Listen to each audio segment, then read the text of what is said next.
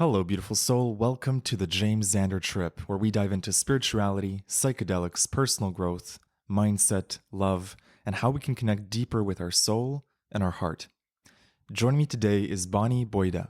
Bonnie is an empowerment and mindset coach who I recently met in Bali, and I was struck by her energy, her charisma, her passion for personal growth, and her boundless spirit.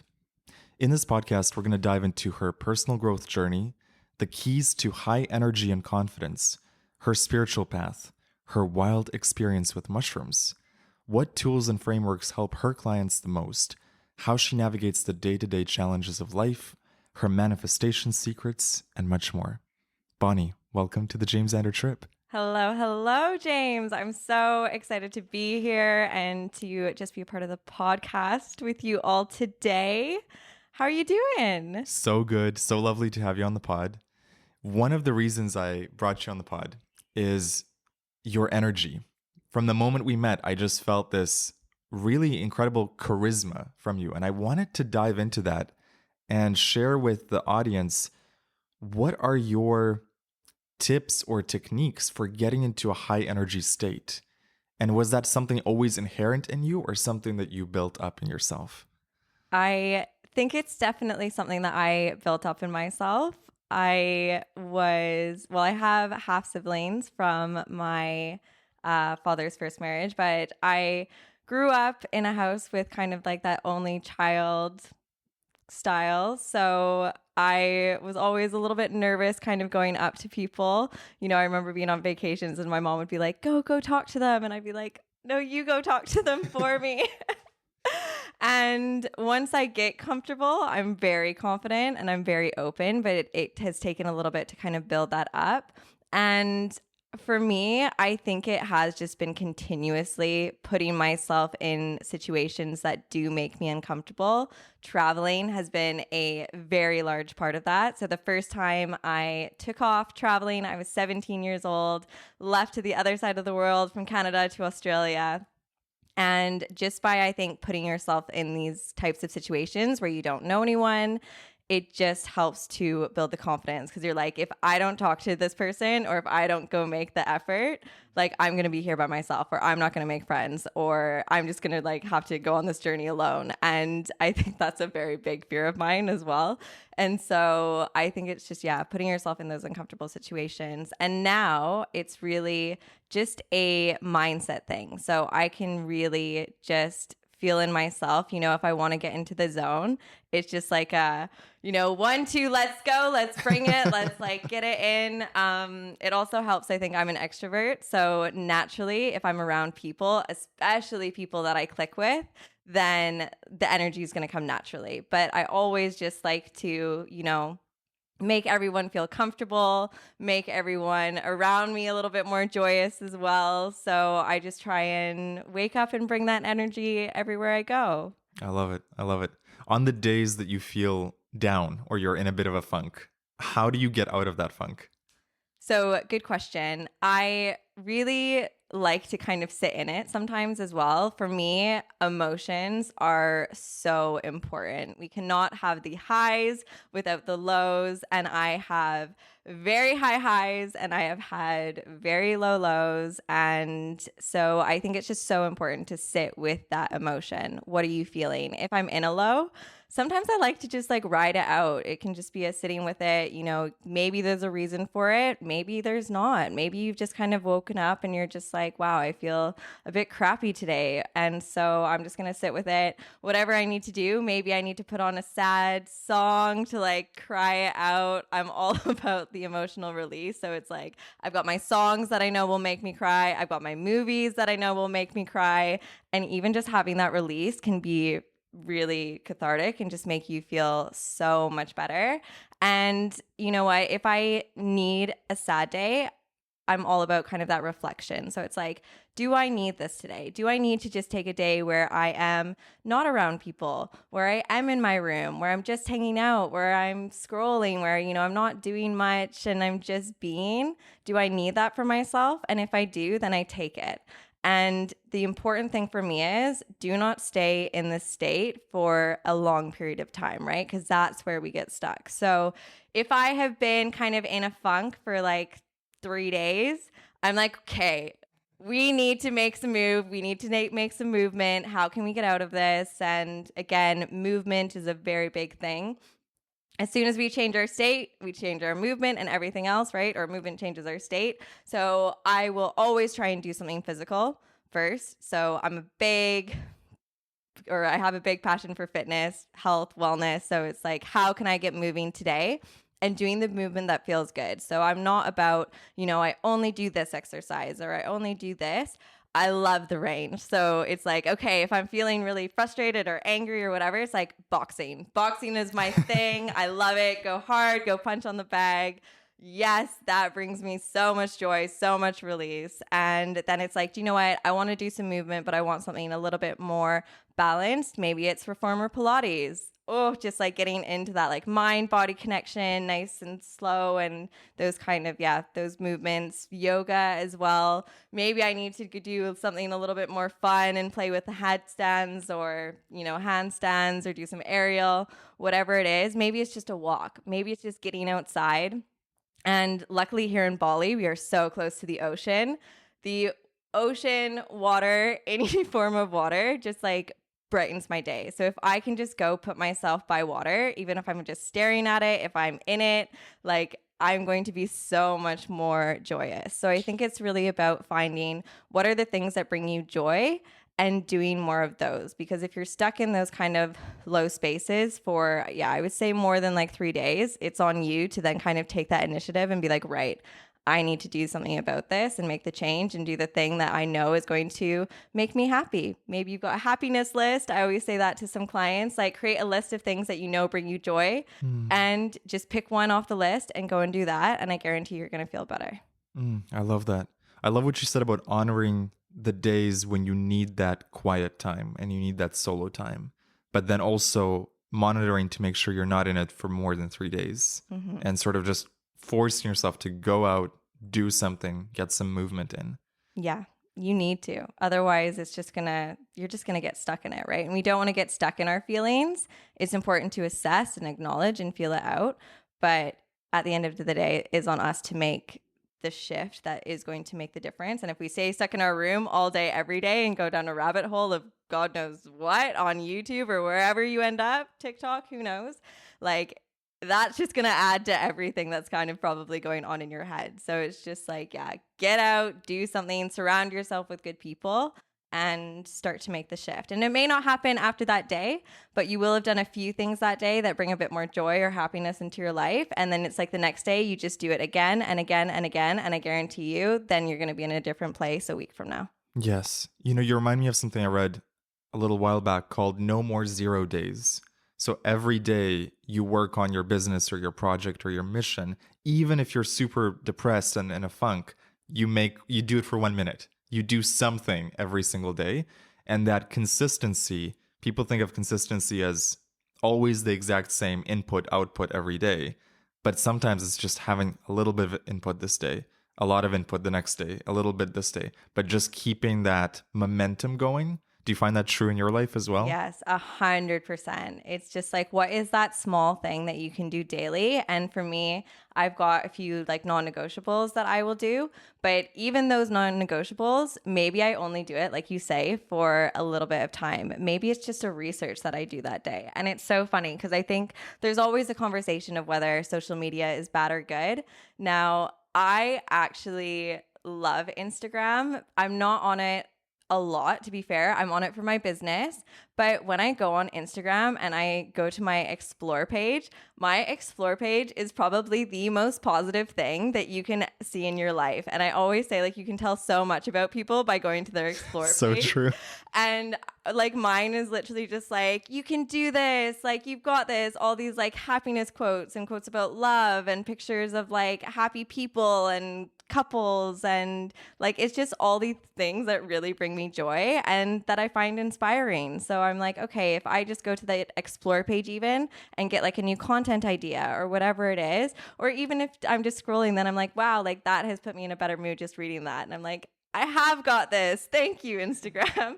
So it's just whatever you can do that day, even if it's the smallest thing towards your business, you're going to see the growth. Because the biggest thing I find too is people like to go hard. They go all in, all quick. They're like, right, I have never done a business in my life and I'm going to go all in. I'm going to do it like 24 hours a day, and you're going to burn out. You're going to be able to do it for 2 weeks, 3 weeks, maybe a month, and it's going to stop, and then you're going to be out of it for a month. Why do you think it stops after a month? In those cases, a lot of the time, sometimes we're running on willpower. When we first start something, we're really motivated. Week 1, we're like, I've decided to do this. I've decided to start my business. This is amazing. You're learning. You're like, okay, this is so exciting. Week 2, same thing. You're like, yes, I'm in it. Week 3, week 4. By the time kind of week 5, week 6 hits, you're kind of like, the doubts start to creep in. And you're like, what am I doing? This is so silly. And I think too, we have a really big misconception of time. So for a lot of people, we've been doing something consistently for a month. We don't see results and we get frustrated. We're like, what am I even doing this for? Your brain comes on, that inner critic. It's like, you can't do this. Why did you even think you could start? Why did you think you could do a business? And you're like, you're right. You probably have people around you that might be saying the same thing. So then you've got your inner voice, you've got other people's voices, and it just really adds to this place of like, I don't think I can do this. And then responses, right? Fight, flight, freeze.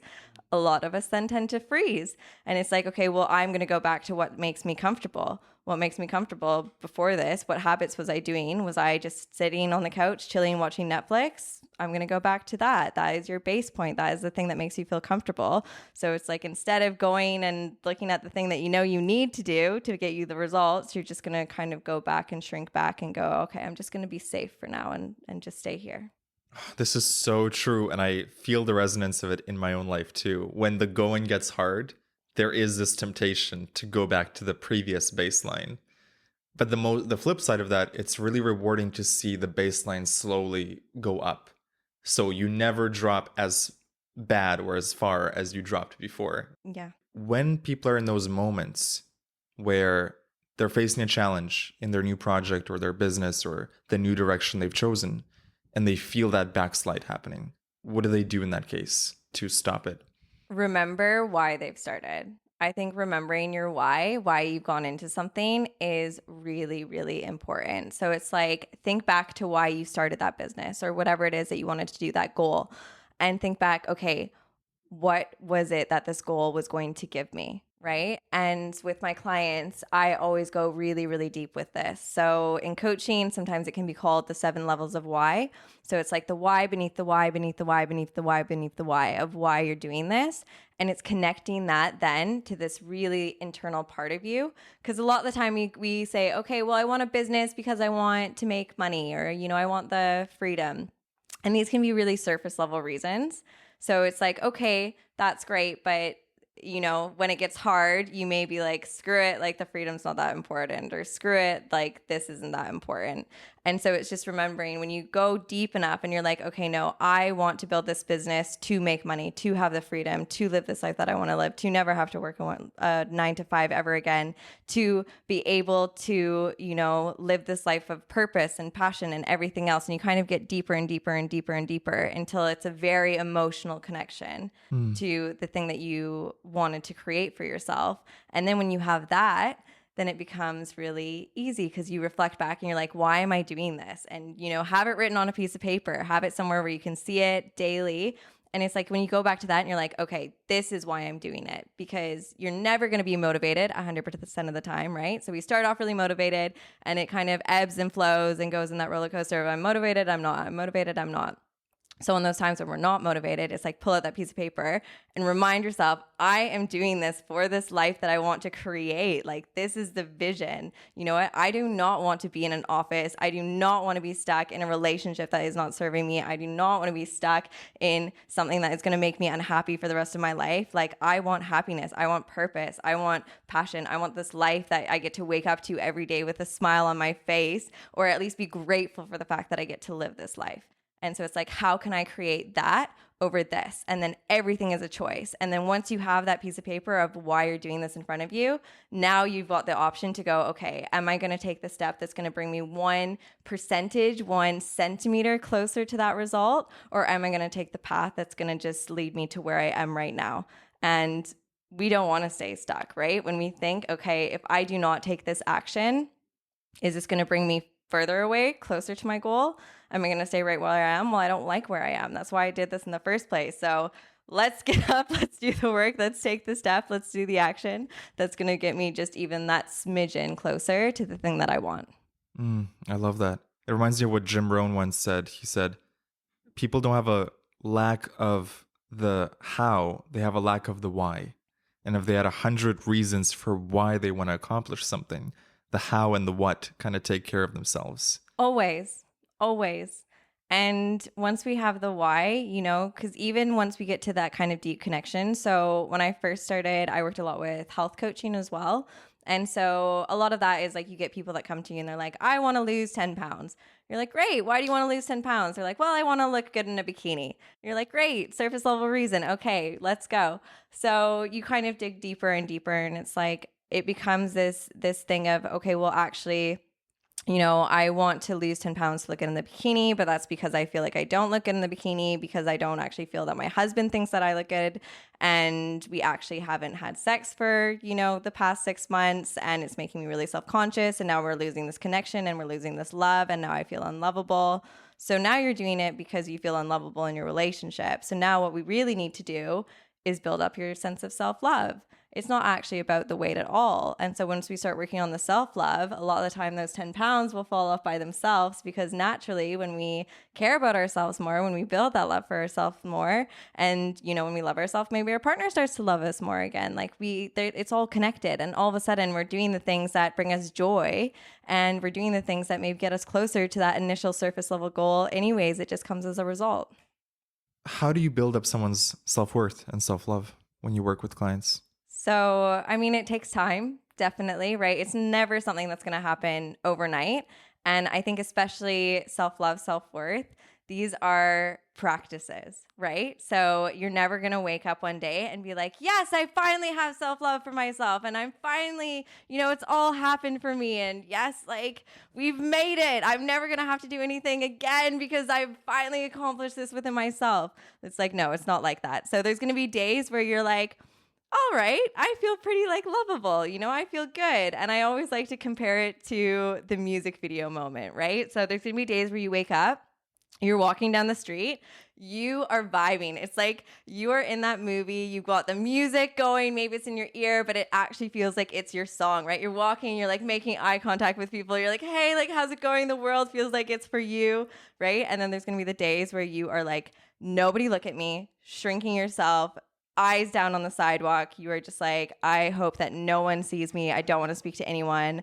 We're always going to have these two kind of sides of us. And those days where we're feeling those sense of self-love, then it's just going to be able to help us to be this version of us, to have this version of us that is our best self. But practices that we can do to build this up is working a lot with beliefs. So I work a lot with kind of helping to shrink those limiting beliefs, get rid of limiting beliefs in different ways. We do it a lot with NLP therapies, which is neuro-linguistic programming for those that don't know, but this is helping to work really on kind of a subconscious level as well.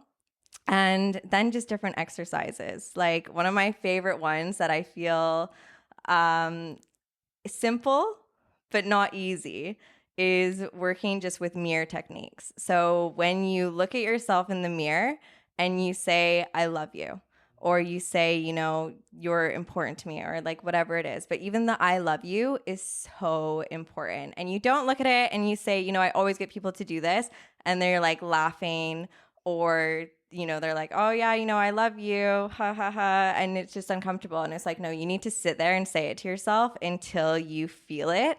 And when you do this, the tears are going to come. Or you're going to have people that can't even physically say this to themselves and look at themselves in the mirror.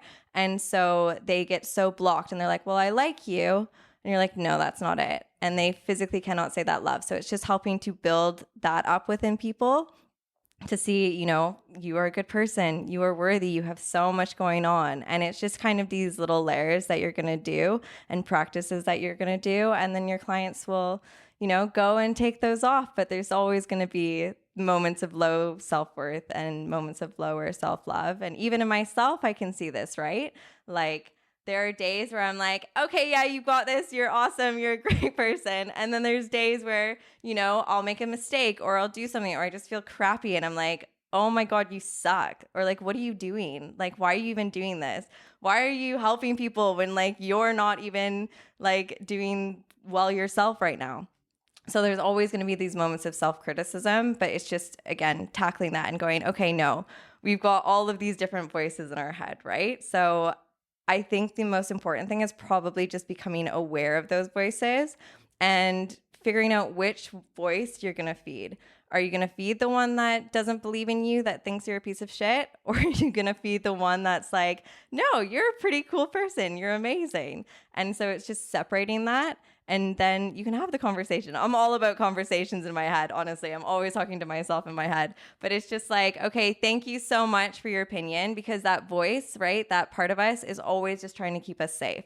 So when something in your head is telling you can't do this or you should just stop, it's trying to keep you safe because it doesn't know any better, right? That part of our brain is just wired for safety. So when we realize that and we can assess it, we can go, okay, why is this voice chiming up?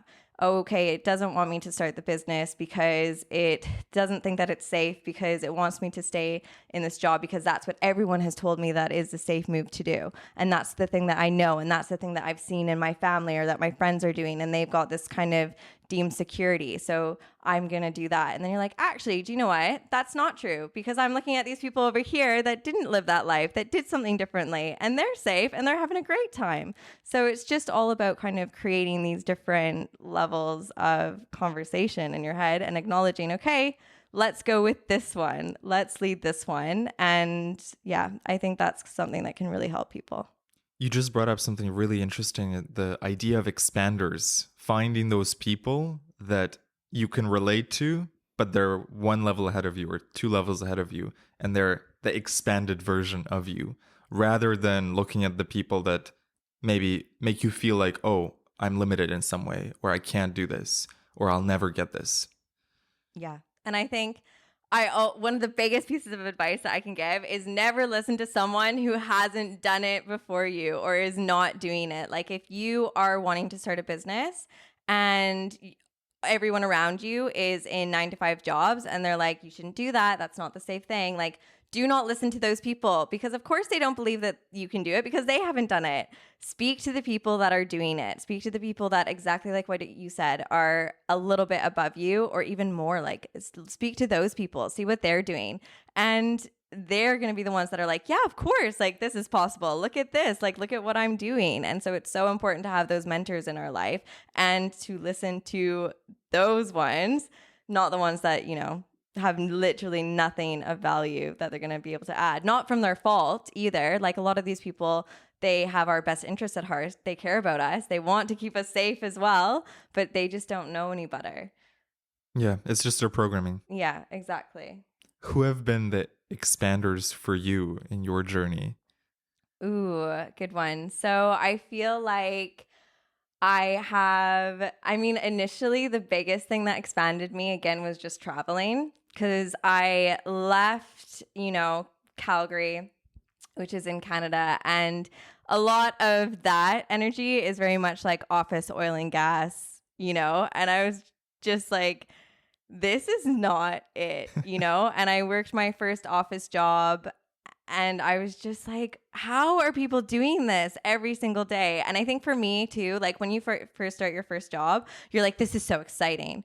Like, I can't believe I've got this like office job. I feel like they kind of glamorize it in TV shows, because it's like, this is what you're supposed to do. And you're like, yes, I get to like dress up and wear these nice outfits and it's going to be great and go into work every day. And then you're like, oh my God, I go into work every day and do the same thing into the same place and like, I'm there for 8 hours and it's so draining. And so when I went traveling, every time I would meet these people that were doing these different ways of living. They were scuba diver instructors. They were teaching people how to skydive. They were taking people on tours. And I was like, this is so much better than sitting in an office every day. So I think that was the first thing where I was like, okay, there is a different way of living, and not everyone is living in this office kind of atmosphere. After that, it just became, again, meeting people, traveling, just like finding out what it is that they did, speaking to people. And I think some key ones for me were, well, one really big one was this guy that I met in South Africa, actually. And he kind of opened up this whole new world for me around mindset. So we had met traveling. I had basically said that I was going to go off on this huge year adventure, and I was going to go to Europe, down to Africa, through Asia, and then in Australia, I was going to find out what I really wanted to do. And when I got to Africa, I met him, and he just kind of like blew my mind. He was this like fitness transformation. He owned a fitness transformation company, and he was just like talking about all the joy that he got from helping people. And he invited me to go back to the UK with him. So I decided to go off back to the UK, kind of abandon the rest of my travels, which was pretty crazy in itself. And, a lot of people were like, what are you doing? You don't even know this guy. You've known him for like 10 days. And I was like, no, this is it. This is what I need to do. Like, this You feels felt it. right. I felt it internally. I was like, this is the next step. So I went back to the UK with him. And from there, his whole concept was about mindset, nutrition, and fitness. And I think now that concept is really popular, but this is back in like 2017. So I don't think mindset was as big as it is now. And so when I was introduced to mindset, I was like, this is the piece. Like, this is the missing piece of the puzzle. Like, we can't have anything if our mindset isn't right. And I was seeing ways where, I was in a fixed mindset in certain things, and I wasn't having that growth mindset. And I 100% believed that people were just lucky. I was like, that person is just born lucky. They got this because they were naturally gifted in this sport or whatever it is. And it's like, okay, there may be natural gifts, but like the people that make it work really freaking hard to make it. And they are continuously perfecting their craft. And once I unlocked that, I was like, whoa, okay. So if they can do that, that means that I can do anything too. Right? I can do anything that I set my mind to. So he was a really big kind of person that started that whole journey for me. And then from there, I just really started to look at anything and everything that I could around personal development, whether it was Tony Robbins, whether it was Joe Dispenza, whether it was, The Secret, or anything, Tim Ferriss, actually. I love Tim Ferriss. He was a big 4-Hour Workweek. Yeah, well, I think I discovered him. I had heard about the book. I hadn't actually read it, but I had been recommended his podcast, and his podcast was really, really crucial in kind of my life because he interviewed so many celebrities and so many people of these big organizations and big companies. And he always liked to ask them about their failures and their fears. And we all have the same fears. And this was something, again, that completely shifted my perspective, was like, oh my gosh, if this really famous director can't even watch his own movies because he thinks that they're so cringe, and yet he's getting all of these awards and everything for them, and the rest of the world thinks he's amazing, then like, I can put myself out there and I can do something that's going to scare me, even though I don't feel like 100% confident or anything in it. It's just like, do it and see what comes, because if it's going to bring you joy, it's going to bring you your purpose, then you should do it. So I think just listening to him has been a big influence and big impact. And who else? I mean, I've had some coaches that have been a really big impact for me. One of my coaches that I just finished working with, Leela, she is big into manifestation and everything, and she's been a really big impact on me recently as I've been on this journey, because previously I had worked with quite a few, I'd say like male coaches as well. And it's just a different way of working. And I was definitely, when I first started on the coaching journey, in that place of we need to grind, we need to hustle, I need to work hard, I need to be doing this all day, every day. You know, I was saying no to friends because I was like, I just need to build the business. And I do think there's a place for that. I do think that, you know, it served me to get started and to what I needed to build.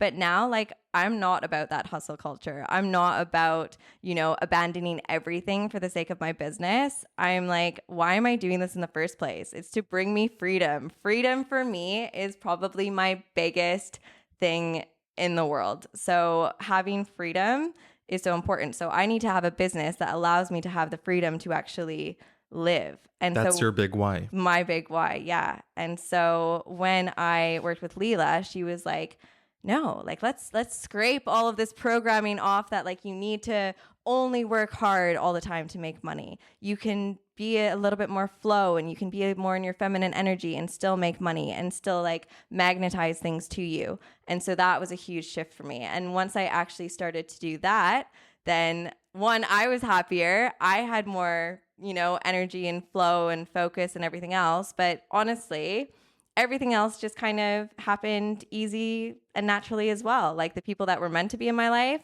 came to me and I was just magnetizing these opportunities and everything else to me. And it didn't feel like work. It just felt like I was living and everything else was just kind of happening in the way that it was meant to. What is a manifestation process that either you learned from Layla or came up with yourself that works for you? So manifestation is really all about, I think, the embodiment. So it's like, how can you be that person now and fully embody it, fully believe it? So, you know, a lot of the time we think, okay, so I want this thing. So let's say I want to manifest $5,000 or whatever it is. And you're like, okay, great. So I want my $5,000 and go. Like if you just do the thought, it's not going to happen, right? Because you're probably not an embodiment of the person that can actually physically hold $5,000. And that's an interesting conversation as well. But basically, we all have these upper limits, and there's only so much that we can hold in our bodies.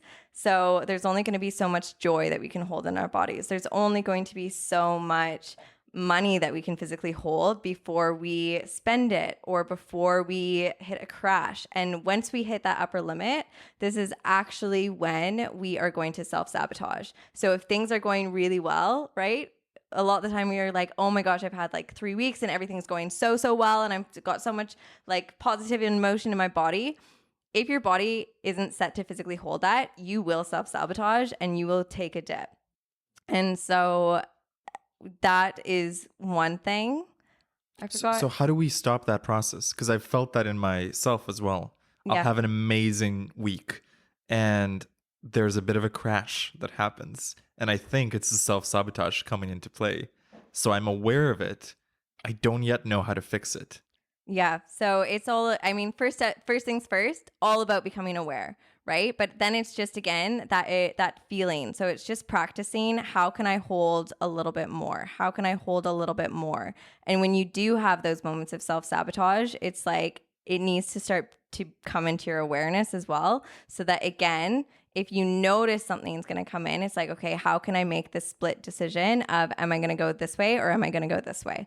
And it really just starts to take practice and awareness as well, but just sitting with it. So like when you are doing meditations and visualizing yourself having those things, so having the life that you really want to live, I am obsessed with visualizations, right? So if I want to have, I don't know, let's say like $1 million, right? $1 million is actually a lot for people to hold. So if you have $100 in your bank account all the time, you're not actually going to hold on to $1 million. And we see this a lot of time with lottery winners as well, right? People will win the lottery and what happens? They spend it all and they go broke within like a few years, because the mind has not changed. The mind has not changed. So it's all about changing the mind, right? It's all about changing that thing of how much we can hold. So if I sit and close my eyes and really think into it and visualize myself as this person that has the capacity to hold $1 million, and it's like, what would I do with that? What kind of person would I be? What are their behaviors? What are their beliefs? What are their characteristics? Like, you have to go through this whole process, and it's like, what is that identity at the end of everything? And once you have all of those things lined up and you really sit with it and you feel it in your body for maybe 20 minutes, you know, it doesn't have to be 20 minutes all the time. I would say like 20 minutes is a good amount to just really like sit with that and hold it. And then you express gratitude for it all, right? So I am so grateful for this life that I get to live. I am so grateful for the fact that I get to live this life of luxury. I'm so grateful for the fact that I get to, you know, spend money and not have to think about if I can afford this or not. And it's like you just go through that process of gratitude in your body as well. So now you've seen it, you can see that it's possible for yourself.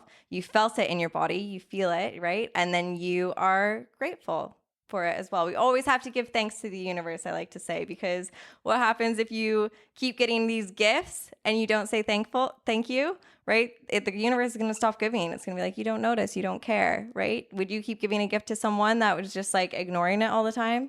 No. So give your gratitude, give your thanks, and you're going to honestly start to see more and more come to you. And this is, again, kind of how that manifestation works as well, is it's like, okay, you see it, you feel it, you embody it, and you become that person. And it's about becoming, not doing. So a lot of the time we get these confused where it's like, okay, what do I need to do? So if I'm a millionaire, what is that person doing? Oh, well, they're able to spend money and they're able to do this and they're booking the first class tickets or whatever it is.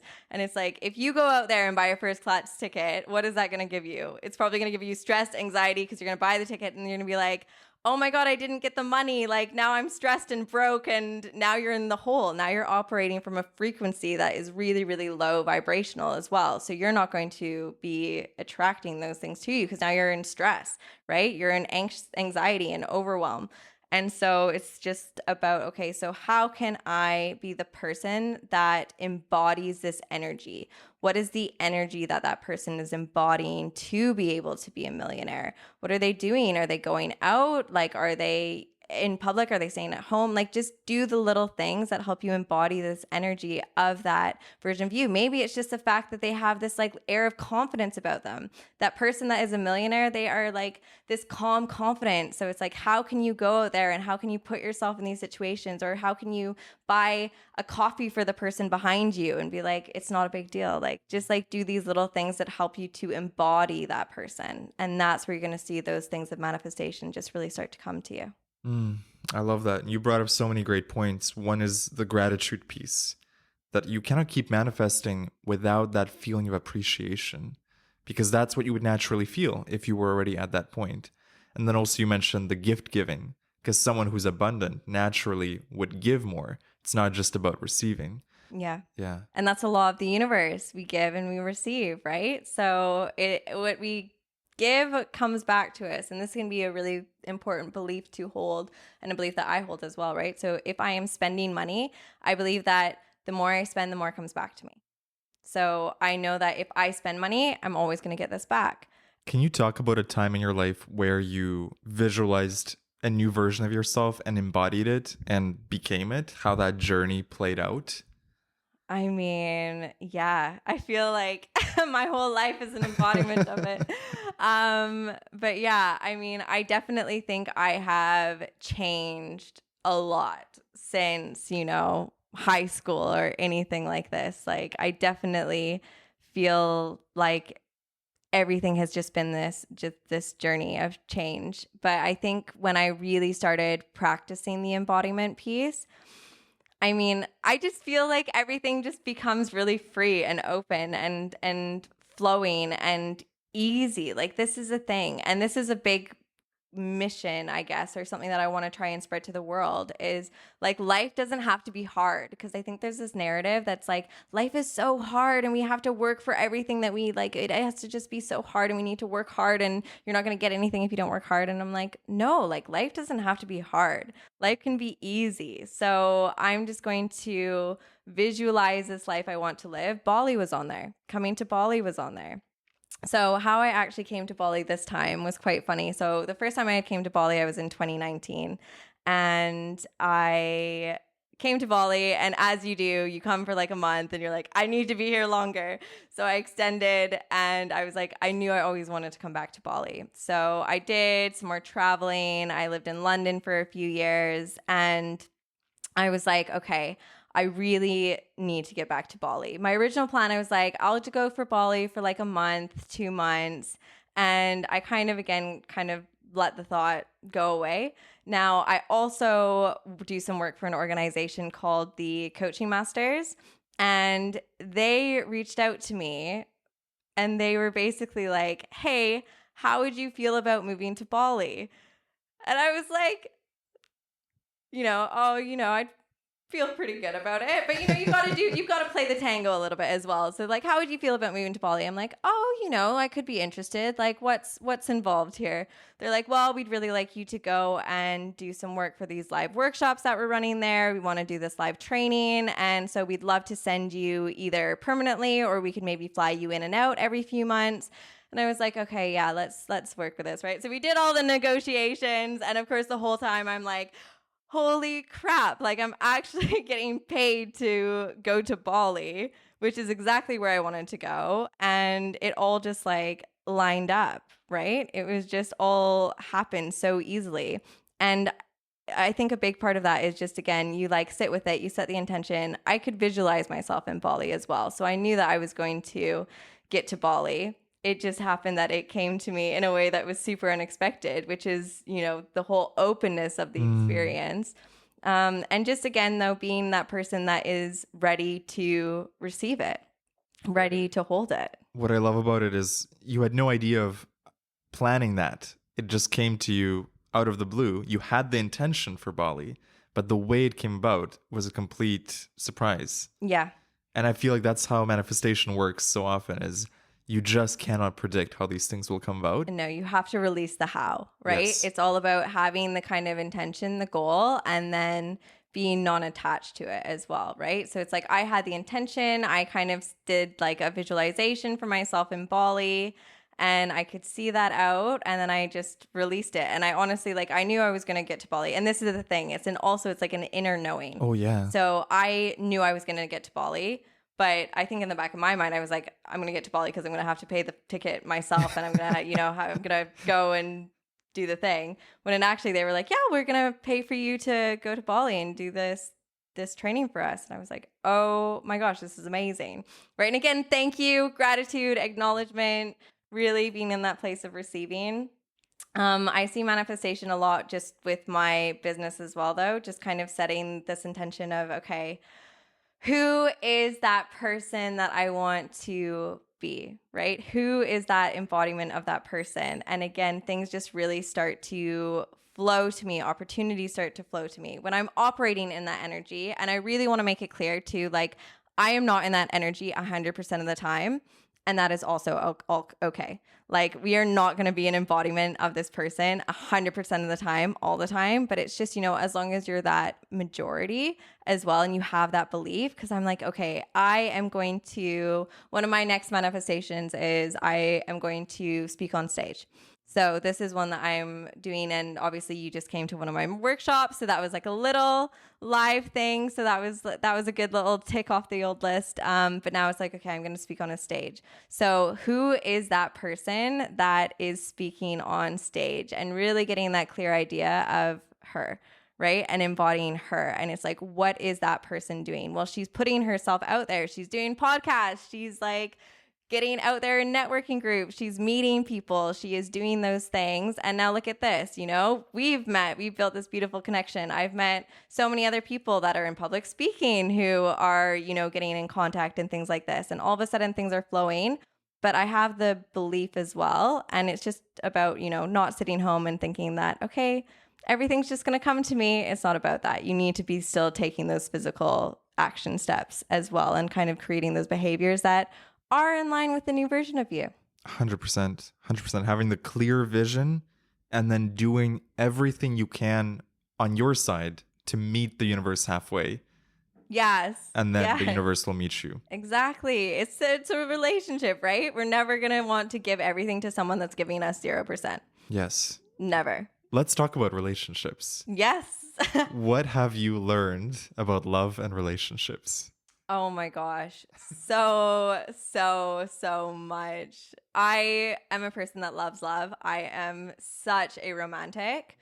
And I have kind of gone through the waves of the experience as well. So, when I was in high school, I feel like I had a very codependent relationship where it was like we were each other's everything and it was very intense. And, I feel like we had to do everything together and that I found after that too, like I was in relationships where I would lose myself because I would give so much to the other person and I would depend my life around them, right? So it's like, well, what are we doing today? What are you doing today? Oh, if you're busy, okay, now I'll make plans. But I would never make plans for myself, or I would never want to like go to the gym because I wanted to go to the gym and be like, oh, if they wanted to hang out, then I would abandon my stuff to hang out with them.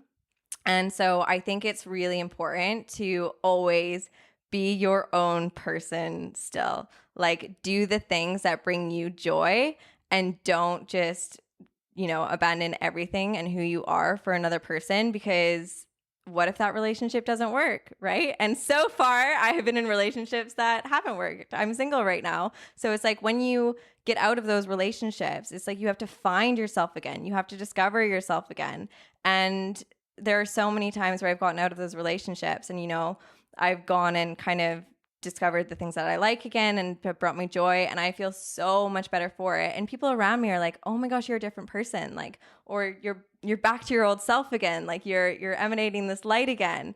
And so it's just like, okay, well, I don't want to ever lose myself, I think, in a relationship anymore. I think that do the things that are going to be important for you. And I think that as well helps your partner to stay attracted to you, right? When you guys have your separate interests and can hang out with your separate friends and come back together, then I think that is going to really create a positive influence on your relationship because then it's like you see your man being like out there doing his thing, creating, whatever it is. And you're like, yes, like you are so sexy doing that. It's so nice to see him in his purpose. Same with you, right? If you are out there and you're doing your thing and you're flowing and your energy, like your man is going to be so attracted to you and be like, oh, yes, like look at her doing her thing. Like that's my lady. Like that's her, right? So it's like we like to see people when they are being themselves, being an embodiment of themselves, being authentic as well, right? Yeah, we love to see people on a mission. Yeah. And I guess the healthiest relationships is when two people they're both on their own missions, but the visions align in such a way that it's kind of in parallel and they're growing together. They're cheering each other on.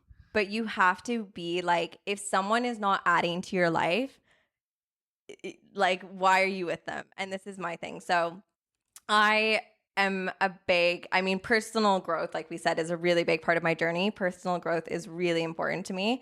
And so if my partner is not adding to that, is not making me a better person, then why are we together, right? If you, and I've seen this in some of my past relationships where, partners have been more focused on the comfort side of things and just like being comfortable, and that's what made them happy.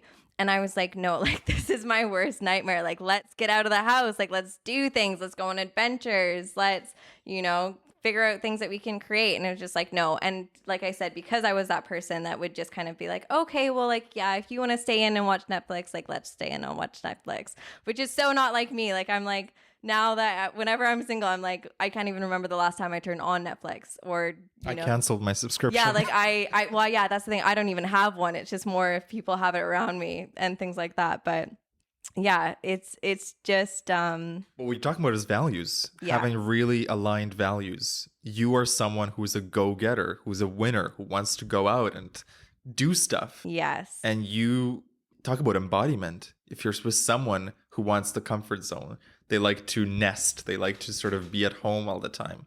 That's the complete opposite embodiment of what you're seeking for yourself. Yeah. And that's actually a really good point because I have friends whose values have been more about safety and security, where I've had those relationships that have been like super safe, super secure, but just like so in the comfort zone. So for me, that was not a good relationship for me.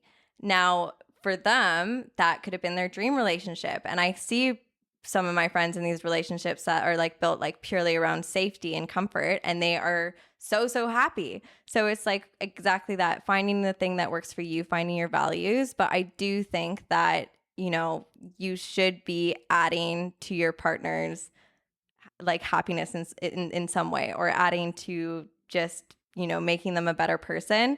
And now I'm not saying that your partner has to be your sole source of happiness. That's not what I'm saying. We need to create our own happiness, like 100%, but they should be adding to your life in some way. Expanding you, and you're expanding them. Yeah, exactly. If I'm not being expanded by someone, I don't want it.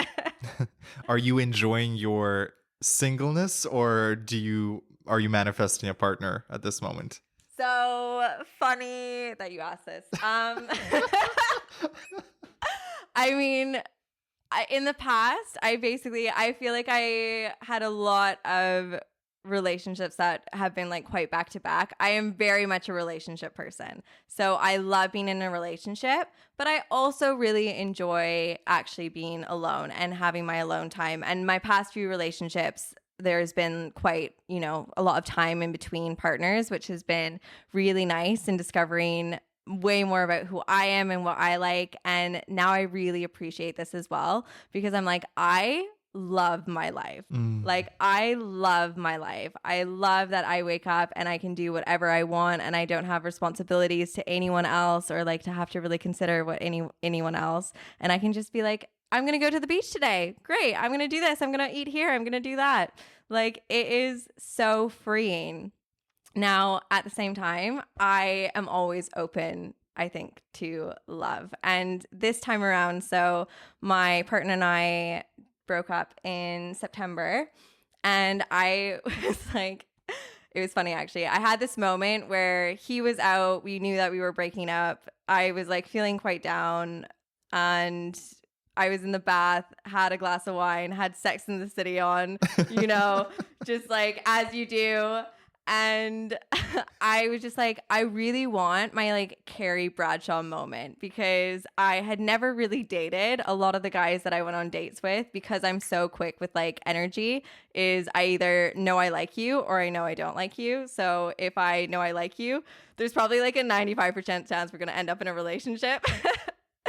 And then if I don't like you, we'll just won't see each other again. So I was like, I just want to go and date and like see what happens. You know what I mean? Just be like really free, and it's very easy to do that in Bali. There's lots of incredible people here. So, you know, I dated a little bit, and then I was like, okay, yeah, that was great. But now I just want to focus on myself, right? Because again, I think for me, I just don't like to spend energy in places that are not serving me. My energy is so precious and valuable to me. So it's like, okay, actually, I don't want to be like going on these dates. I just want to be like focusing on myself, building the business, doing the things that bring me joy. And then I feel like through doing that, that is when you are going to attract someone to you. So 100%. I would like to have some. Okay, I have a feeling. I have a prediction. Ooh, you have a knowing. Well, I have a knowing, yes. So I have a knowing that I feel like I'm going to meet the person this year at some point. Now, again, I have a lot that I want to do this year. So I kind of put the message out to the universe where I was like, I want it, but not yet. I want it, but not yet.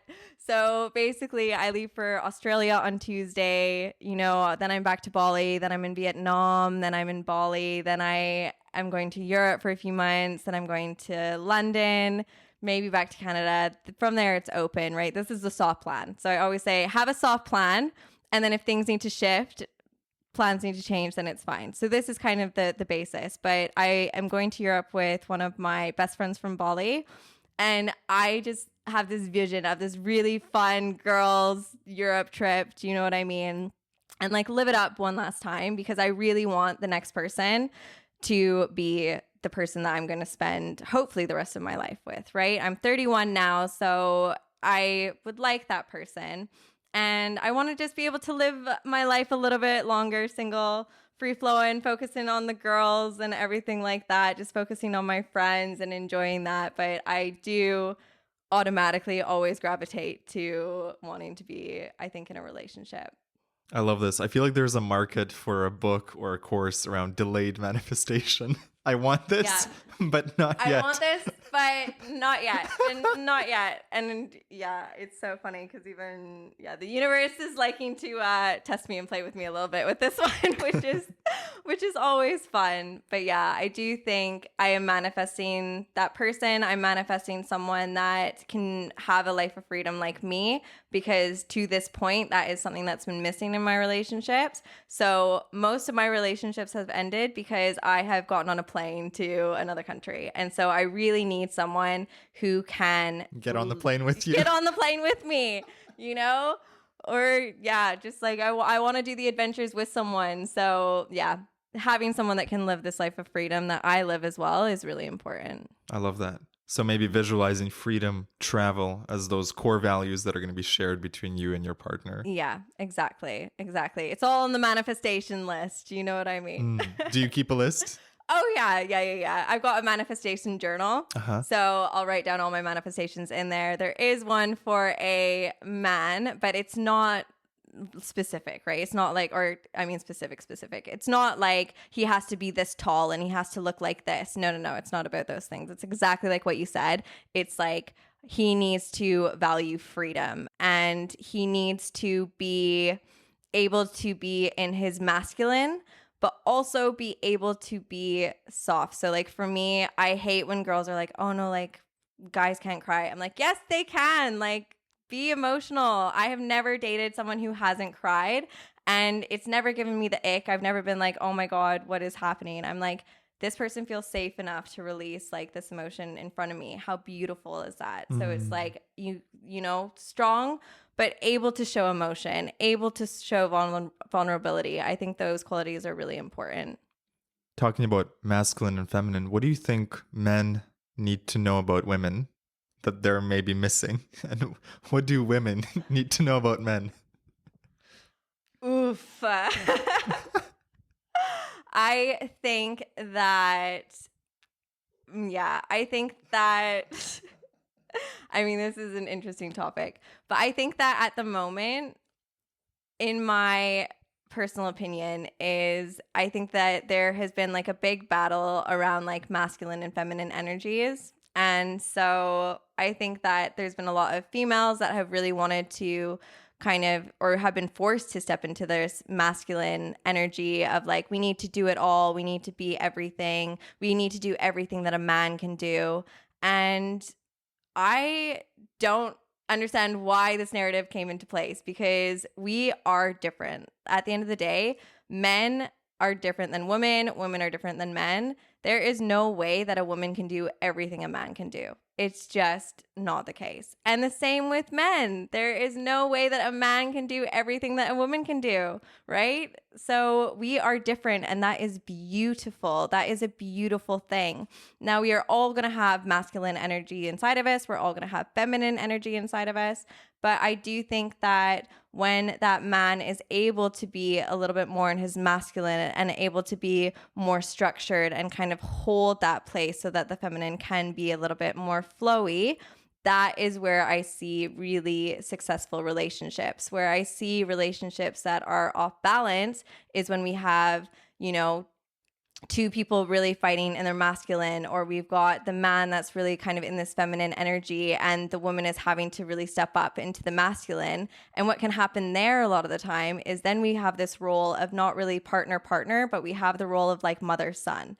So all of a sudden it's like the female has to like take care of the man and like, you know, feed him and do all these things. And it's like, that's where I think there can be these really big imbalances.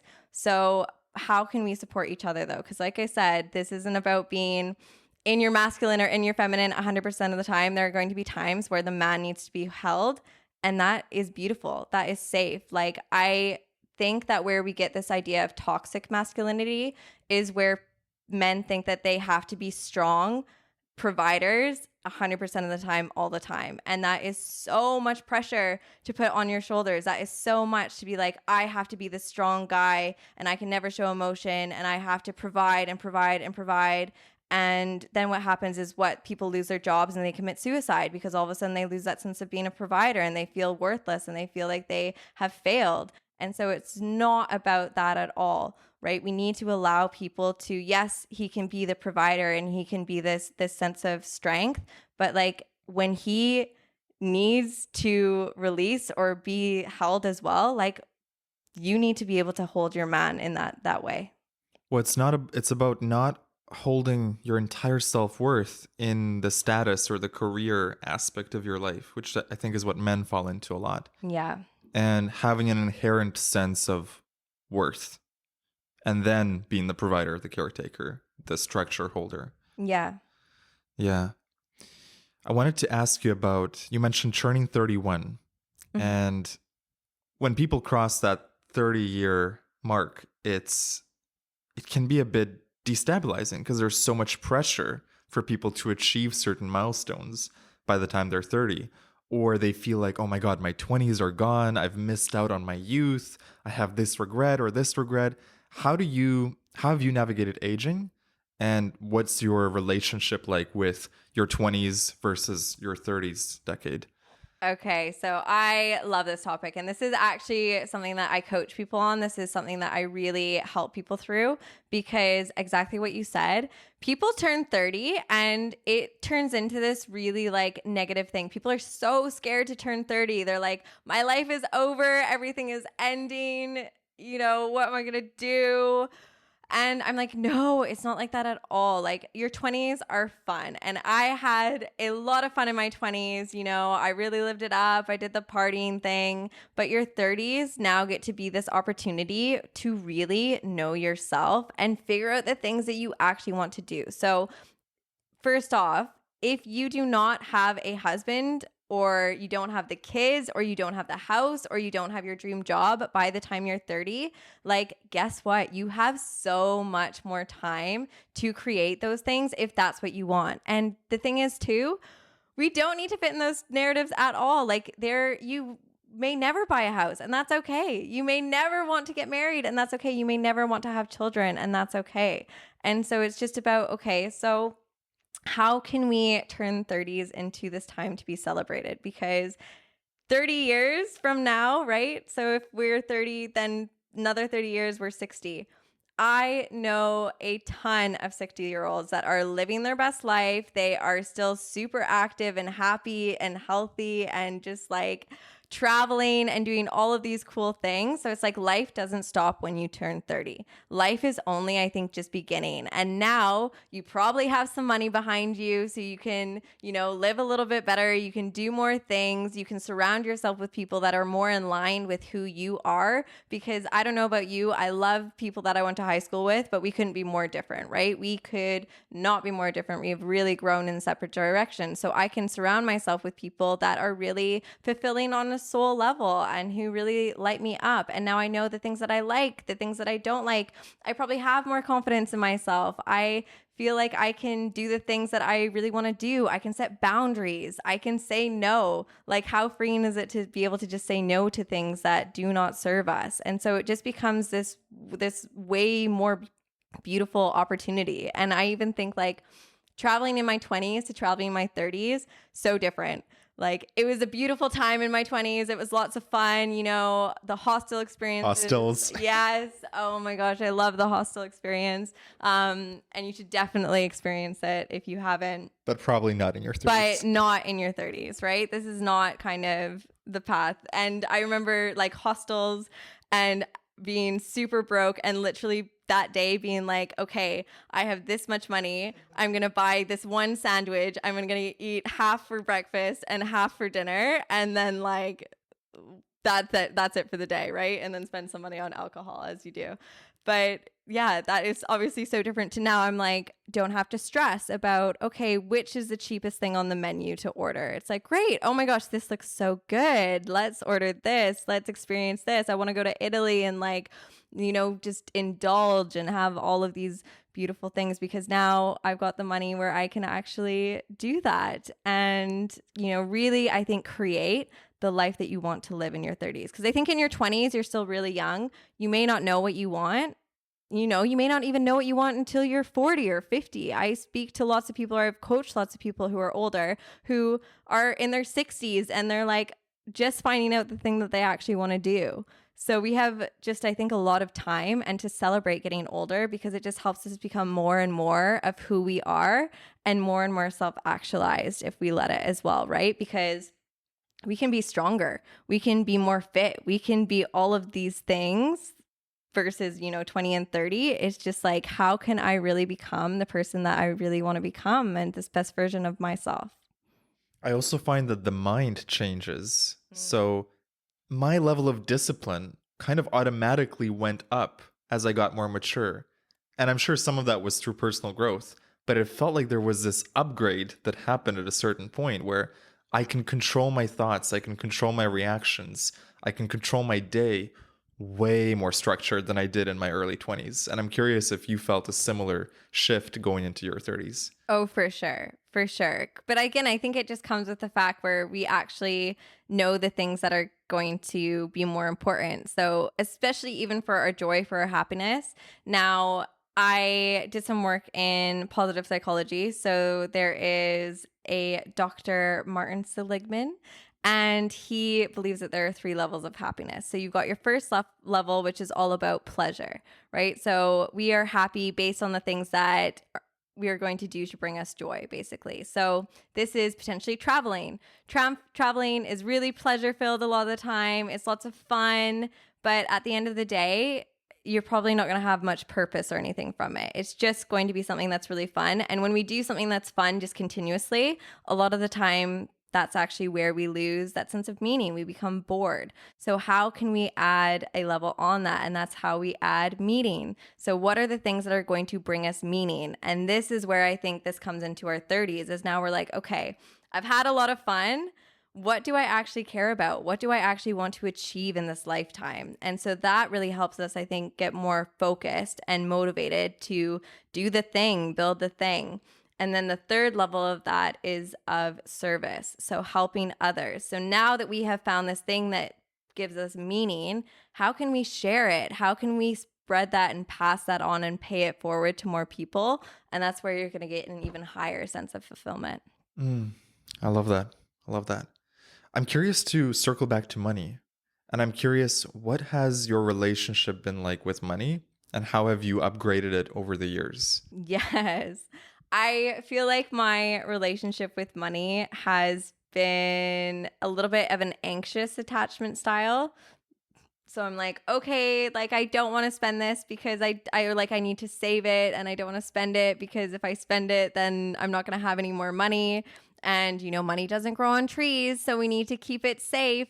And now I'm a lot more just free flowing with money. So it's just like, I think I said earlier, if I spend it, it's going to come back. And I have really done a lot of work to see this, believe it. Like I say, when you have these experiences where money just seems to come from you from nowhere, like acknowledge that, see that, celebrate that, because that is just going to prove to your own belief system that, oh, wow, whenever I need money, it's going to come.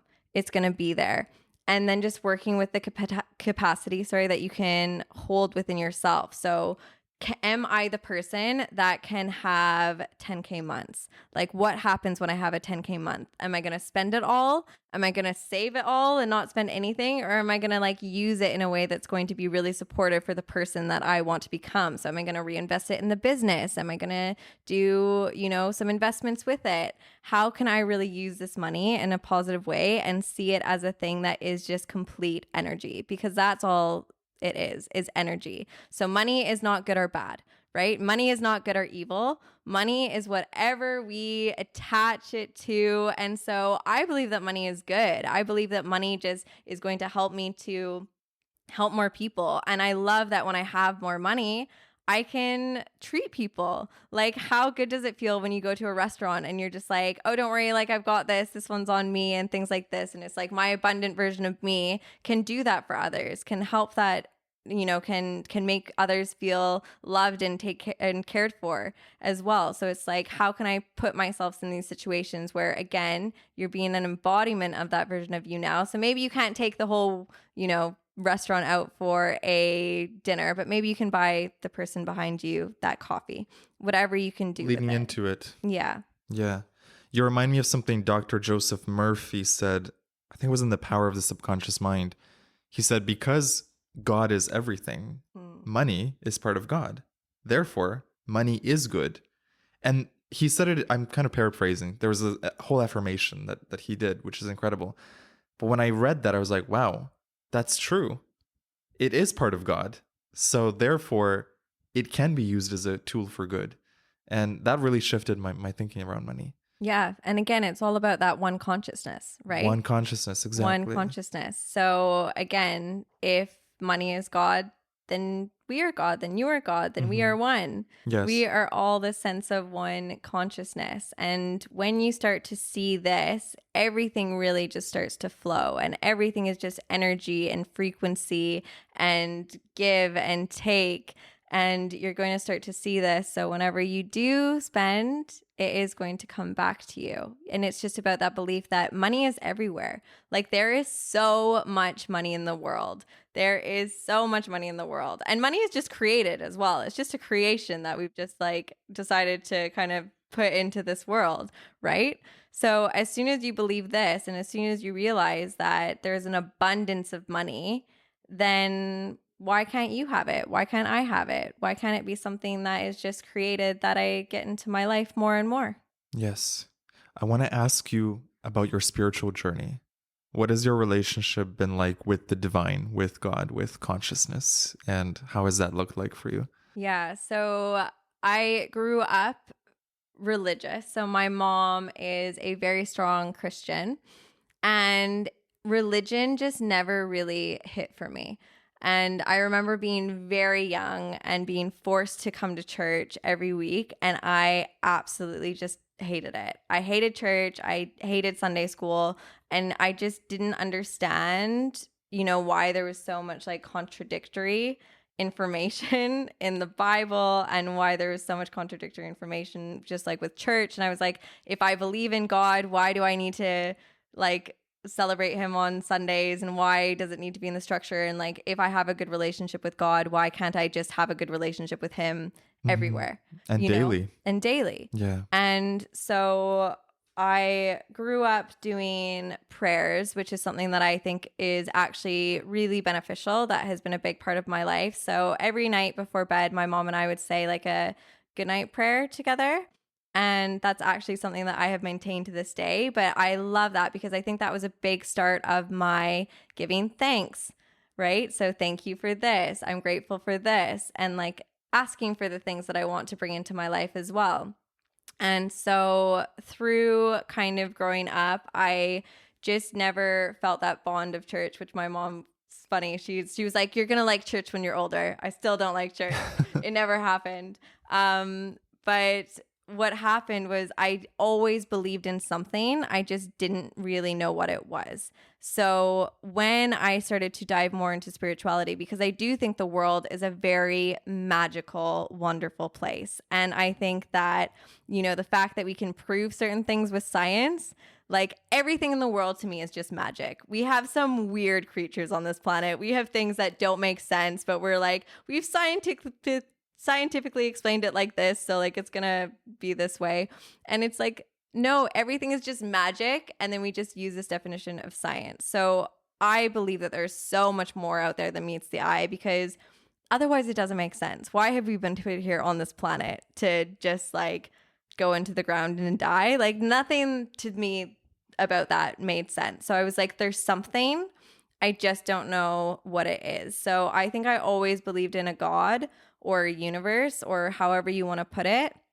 And then I just kind of started diving in more to that. And I was always doing my prayers. I was always giving thanks. And then I just started kind of figuring out more about these laws of spirituality and laws of the universe. And everything just kind of made sense to me. Everything just kind of clicked in that way. For someone who wants to have a good night prayer, can you run them through a structure of how they might implement that for themselves? Yeah, I mean, simply, I just like to do it before bed. And so I have a very specific one that I grew up with. I don't know if you want me to share it or not, but Sure. So the one that I use is, now I lay me down to sleep. I pray the Lord my soul to keep. If I should die before I wake, I give my I give the Lord my soul to take. In my little bed I lie. Heavenly Father, hear my cry. Lord, protect me through the night and keep me safe till morning light.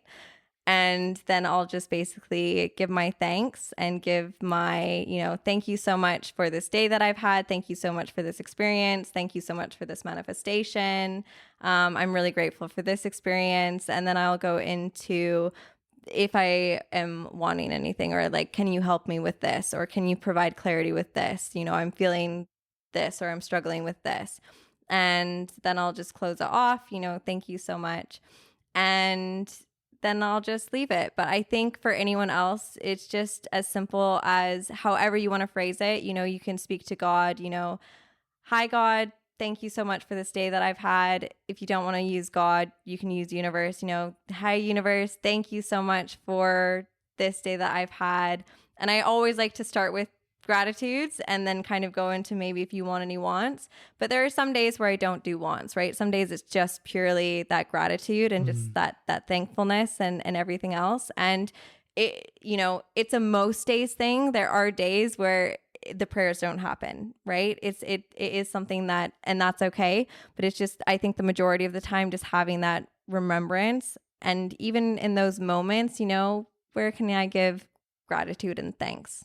Yeah, it's nurturing that relationship. And I think meditation can also play into that beautifully. Yeah. Spending time with yourself, but also your higher self, source, the all that is, the great mystery. Yeah. Just realizing that there's so much out there, isn't it? This expansiveness that happens in kind of those moments as well. And, you can see it in nature, right? Just sitting in nature and just looking out. And I think we can all agree, we are so small. We are such a small little being just sitting on this planet that's floating around. Like, that is crazy. That is magic in itself. So if you don't believe in magic, then, the fact that you're here is a miracle in itself. Tell me about your experience sitting in nature with a little bit of magic mushrooms. Yeah, so this is quite funny. So because I know that you are a big supporter of mushrooms. You love the mushrooms. You've had these really incredible and eye-opening experiences on mushrooms. So my mushroom experience was slightly different, but still interesting. And for me, I really think that I would like to explore with mushrooms a little bit more, although it is something where, we've spoken previously, and I've spoken to some other people previously, because I don't like the feeling of not being in control. And so whenever I do, maybe a substance that I lose control, I get quite anxious or nervous with it. So I haven't dove too deep into it, but it was suggested to me to do like a little private journey or something. So that may be something that I look into. But my first experience with mushrooms, I went off with my cousins and some other friends, and we went out in nature on this mountain, and we did some mushrooms, and it was just this really beautiful experience. Like, the light was shining through and everything was glowing. Everything was magic. Everything was breathing. You could see the breath of the universe, and there was all this green moss, and we took our shoes off, and I've never felt such softness and these pillows, and it was just this huge, magical experience. And it was crazy. I remember looking out, and there was this tree, and the stump was not connected to the tree. The tree was to the right, the stump was to the left, and we all saw this. These are things where this confuses me so much, because I'm we all saw that this tree was not connected, and we were all just staring at it, trying to figure out what the hell is going on. And then we kind of all just went off on these journeys, and before I knew it, I was following the moths and following the moment, and I kind of looked around, and I was oh, I don't know where anyone is.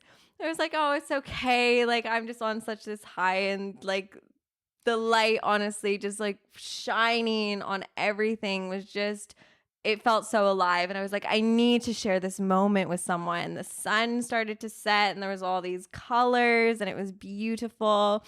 And so I call one of my friends and I'm just like, oh my gosh, like, look at this. I'm on this mountain. I've done mushrooms. Like, the light is just phenomenal. And all of a sudden, my friend gives me a very big reality check and he's like, Bonnie, you're on a mountain on mushrooms by yourself and the sun is setting. He's like, you need to get off the mountain. And I'm like, oh yeah, it's okay. Like, sure. My phone is about to die as well. I'm like, okay, my phone's on about like 1%. He's like, get off the mountain. I'm like, okay, right? So I get off the phone and I start making my way, and it got dark very quick. And honestly, as soon as the sun went down, it was a very different vibe on that mountain. Light plays, I think, a big influence on your journey. And all of a sudden, everything that had felt so alive all of a sudden started to die. So it was like all of those plants and everything, it just started to look like, I don't know if anyone's seen Snow White, but that like forest that is like attacking her almost. So it's like everything just started to die and got really dark and really grim. And my phone then died. I had no light and I was just on this mountain and I was like, okay, I need to get off. Obviously, because I had been on this explorative journey, I wasn't on a path. I was just like in the middle of this mountain. And so I'm like trying to now like fumble my way. It is honestly pure darkness at this point. It is pitch black. And I just have this thought and I'm like, oh my gosh, like we're in Canada. There's bears out here. There's bears that could be on this mountain. And now this really scared me because as well, I started to kind of just see shapes in the darkness, but you couldn't make anything out. And so I was like, okay, I need to get off this mountain. So I just start running as fast as I can down this mountain. I'm like just going and I'm screaming. I'm like, oh, like making as much noise to kind of scare anything out of the way that would be in the way. I was shouting at one point, I was like, Bonnie's our friends, not food, like anything that I could do just to like get down this mountain. And anyways, I finally made my way down this mountain, got off, and I was just like, okay, great. I have no idea where I am now at this point. And so I walk a little bit of ways. I find this bench and I'm like, I'm just going to sit on this bench and someone's going to find me because I have no maps. I have no idea where I am. I've lost everyone. And so I just sit on the map and probably about 10, 15 minutes later, all of a sudden I hear my cousin and one of her friends coming and she's like, oh my gosh, we found you. And again, to them, they had been on this journey that like led them to me on this bench in the middle of nowhere in the middle of the mountains. And it was this very joyous like experience where we all came together. And then we looked at my legs and because I had run all the way down this mountain, honestly, I was scraped from like ankle all the way up to my butt, bleeding everywhere. And I was like, it's fine. We've made it. We've come together. And so, yeah, that was my first experience on mushrooms. Wow. A true trip. A true trip. Yeah, it wasn't very spiritual or enlightening, but it definitely was a experience and one for the memory banks to remember. When you said breathing, how the plants were breathing, the earth was breathing, that sounds quite spiritual to me because I've experienced that as well, that unity with earth and you feel the frequency of everything and the way the light forms and sort of shape. It's like you're underwater sometimes and it feels like you feel the frequency of the light. Yeah, you feel very held as well. It's like this very like held feeling of we are one, we are safe. Yes. And I have this belief that the mushrooms, they're looking out for you on the journey. So you sitting on that bench and your friends finding you coincidentally exactly at that bench, I feel the mushrooms play a part in bringing you all together, keeping you safe, that despite your panic about the bears and everything, at the core, you were held, you were protected. Oh, 100%. And that was the thing. Then that it was, you know, being on the mountain in the dark was the scary part. But as soon as I was on the bench, I was like, everything's fine now.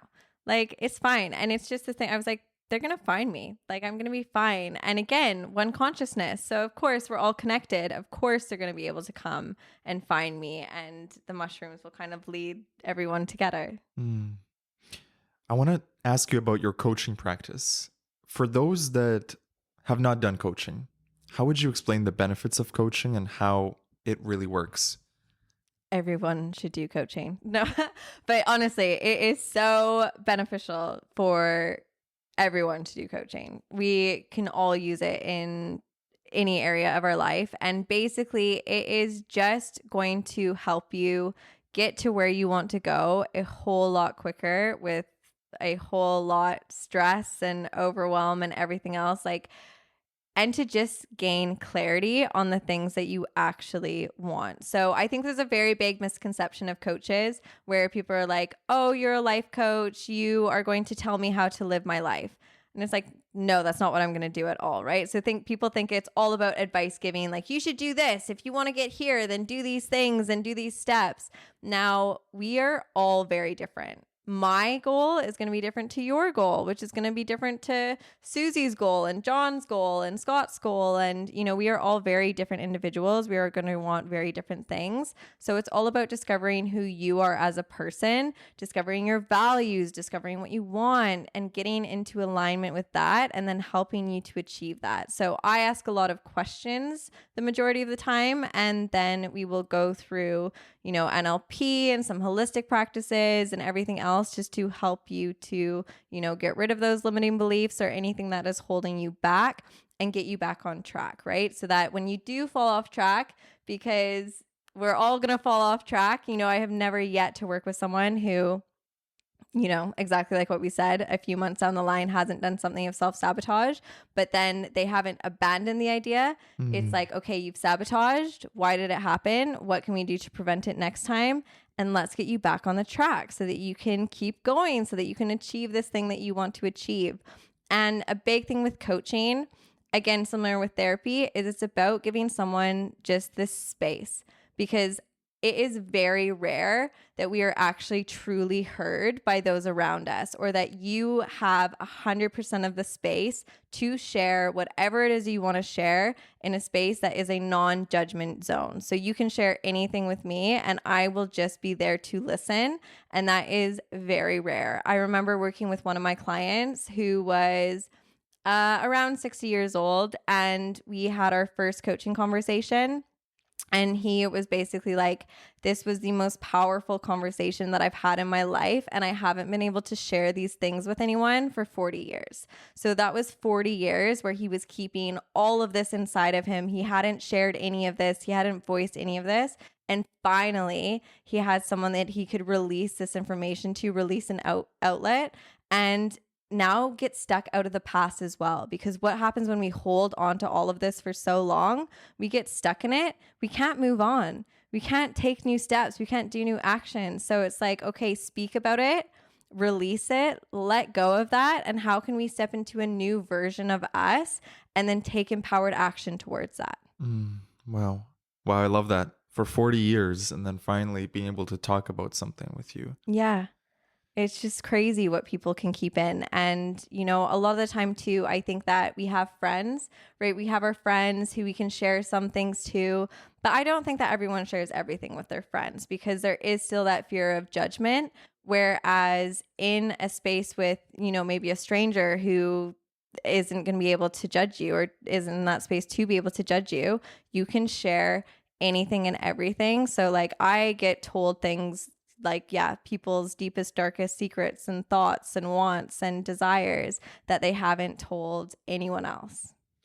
What are some questions that you typically ask your clients that tend to unlock a new level of understanding or a new perspective for them? So, I mean, sometimes it can be just as simple as, what do you want? What do you want? Because so much of the time we'll start off with, so what's your goal? And they'll go, well, I don't want this and I don't want this, and this isn't working and this is stressing me out and this hasn't been going well. And you're like, okay, great. So what do you want, right? We're so good at figuring out, I don't like this thing. I don't like my job. I don't like my partner. I don't like this. It's almost like we're scared to voice what we want in Yeah. case we don't get it. Yeah, exactly. We like to avoid. And a lot of the time, sometimes maybe it's just that we just don't even know what we want. We spent so much time thinking about just that we're not happy and haven't taken the step to do anything more. And so it's just like, okay, so what do you want? And people will go, well, I don't know what I want, or they don't think it's safe to have it. They've never thought about it. So just giving someone that space to go, what is it that I actually want? And then being like, okay, you can have this. Because even I was having an interesting conversation with someone and they were like, okay, well, I want these things, but they're like these crazy ideas. They're these things that aren't realistic. And I'm like, well, what is it? And he's like, well, it's the fact that I want to leave my job. I'm like, well, what do you mean? Like, why isn't that realistic? That's something that you could definitely achieve. And he's like, well, no, I need to, pay the bills and I need to do this. And it's like, we put all of these logical reasons behind something, but like leaving your job is not a crazy idea because that opens up the space for so much more. And this is the thing. This is another thing with manifestation and the way the universe works and everything else is if we are staying stuck with something, it doesn't open up to receive. So if you are staying stuck in something that isn't serving you, but you're not open to the experience, right? A lot of the time, as soon as you get rid of that job or you move the country, this is where I see the shifts happen. So much of the time, someone will be like, they have thought about traveling and they haven't wanted to do the travel, but they're really miserable in their life. And finally, they take the step to move and everything flows. All of a sudden, a year down the road, they're married, they've got kids, they're like happier than they've ever been because they finally released what was not serving them, what wasn't in alignment with them, what they didn't want. And they finally created space for what you want to come in.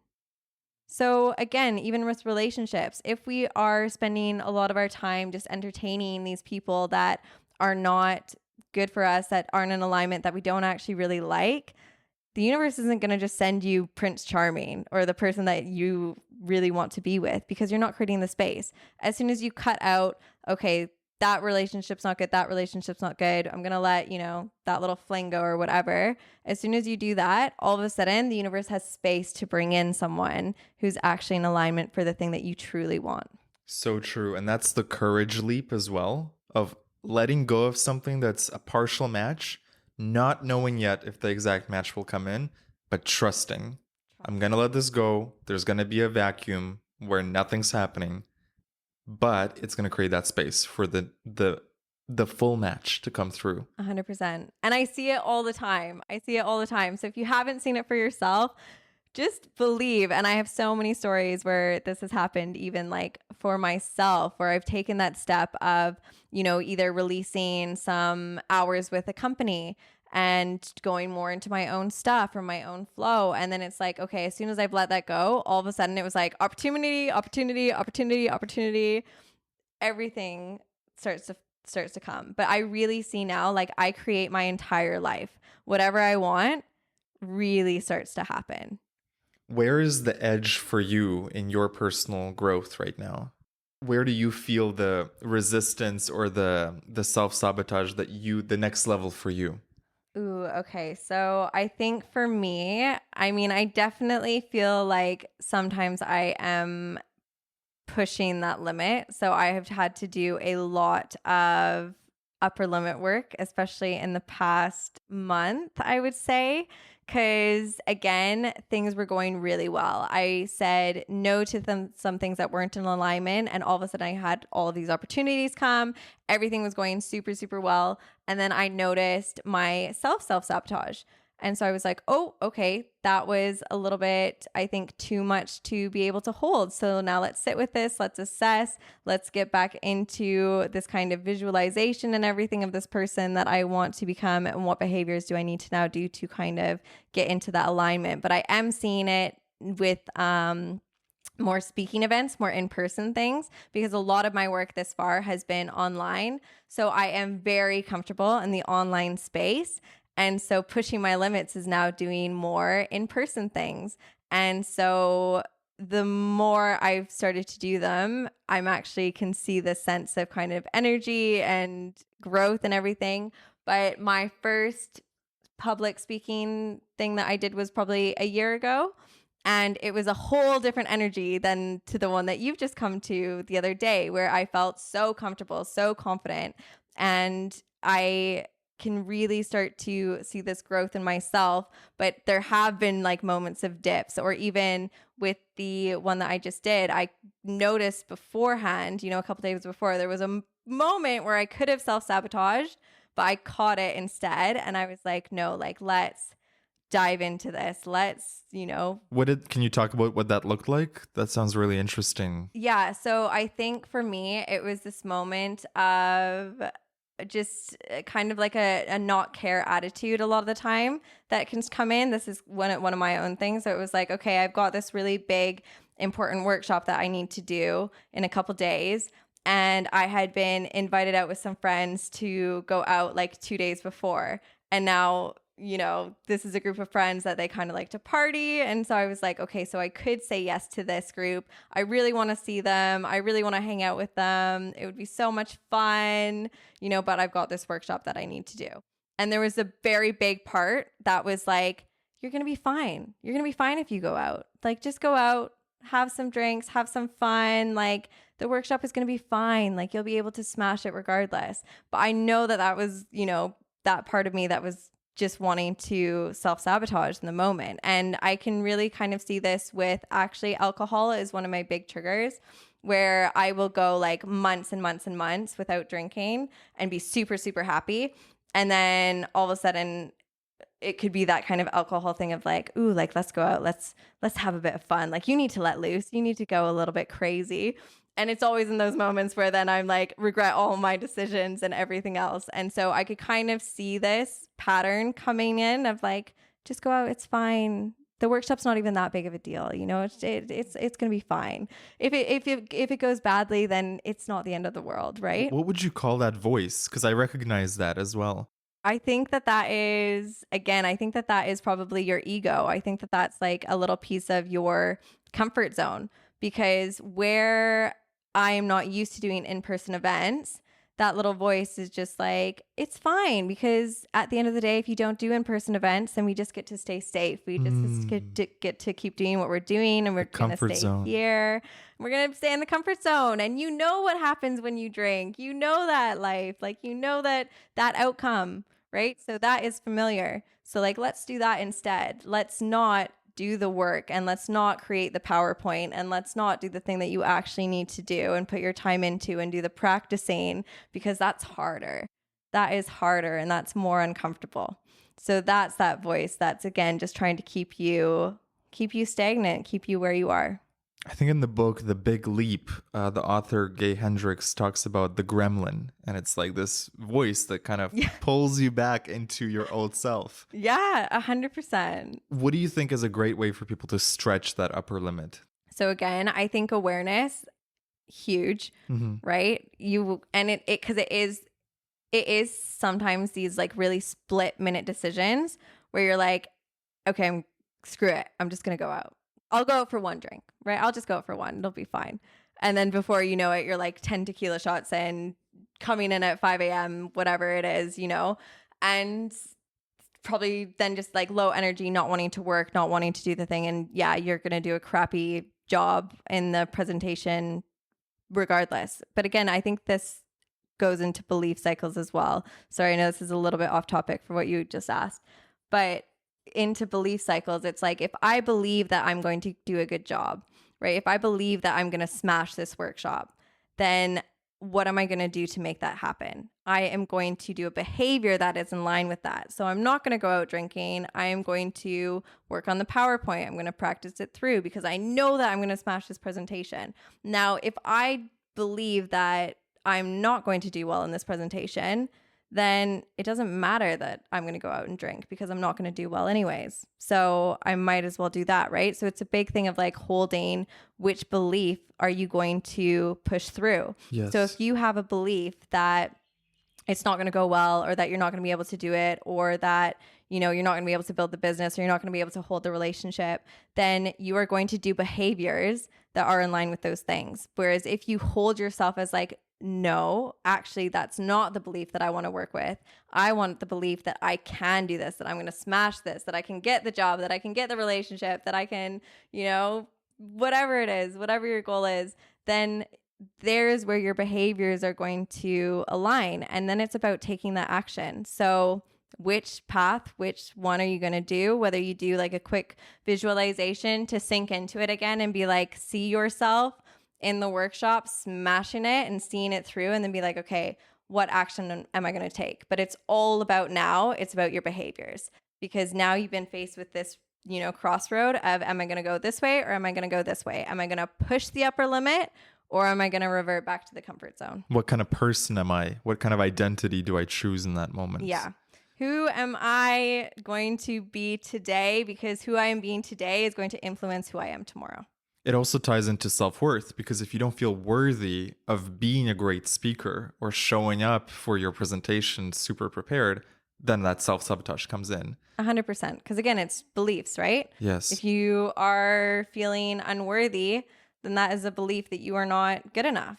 Yes. So you're not going to do the actions that prove that you are good enough. You're not going to do everything in your power to do those things, because you believe, well, if you're not good enough, why try? Why should I bother? Why should I put myself out there? Why should I put myself in that uncomfortable situation where I could get hurt, or it could go badly, or I couldn't get the job, if it's not going to happen anyways? I might as well just do what I'm already doing.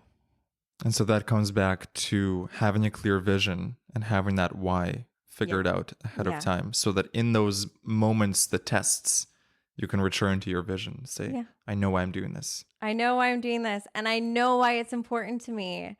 I know why this thing that is important to me, because, it's great to have the vision, but why? Why?